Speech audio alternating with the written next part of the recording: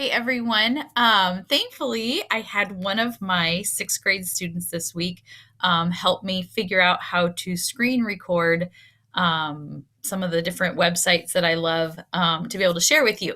So, a lot of times I will post websites on my Lang Learning Center. And I just wanted to kind of share with you some ways to navigate through the websites.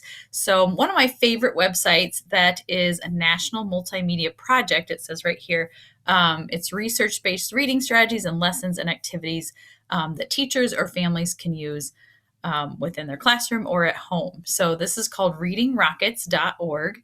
And you can see at the bottom, it has a lot of different choices that you can choose from. I am going to scroll up here. Oh, I liked this too.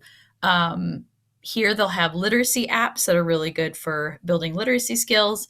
If you have a specific target problem, so if your child is struggling with phonemic awareness or fluency or possibly even decoding, especially in early childhood literacy skills, is decoding is kind of a main issue that kind of can arise with some kids.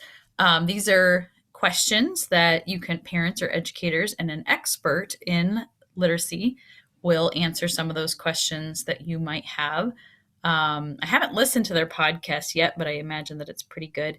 And then PBS Kids, which is always amazing for kids to have educational games and things like that. So I'm going to come up here and they'll have videos of different interventions that you can look at. So that's a special video series. And then there's blogs that you can follow. Timothy Shanahan, he has some really great blogs about different research-based interventions and different literacy topics that come up.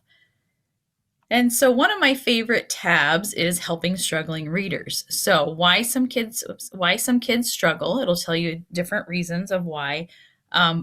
But I really do love this target the problem. And so when you see or you hear from your school that your child is having a hard time with literacy or writing, you can go to the target problem, and there's a tab here.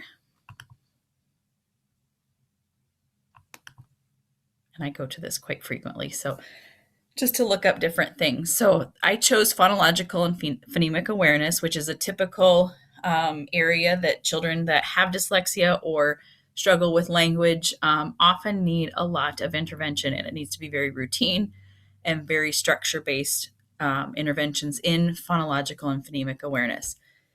So you have a kid's perspective of what they're struggling with, you have a parent's perspective of what they're seeing, and then a teacher's perspective within the classroom, and then how to help. So we're going to go to that one, and you can scroll through here. And then down at the bottom, it'll say like what teachers can do to help at school. It'll have some tips that are really great. And then it also has some articles or things that you could be screening for, and really having your teachers and your schools become a lot more diagnostic. And when you kind of really spend some time with really good phonemic awareness assessments, you really can pinpoint the areas that a child is struggling in and build those interventions that are very structured to what that child needs, or even a group of students.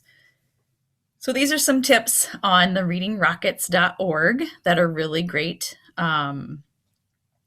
resources that you can use. There's also how to become a parent advocate, finding help, and then here's the tabs for the blogs and things like that. But if you have any questions on this website, leave me a comment and I can do this again and show you some different things on this website that you might enjoy. Have a good weekend. Bye.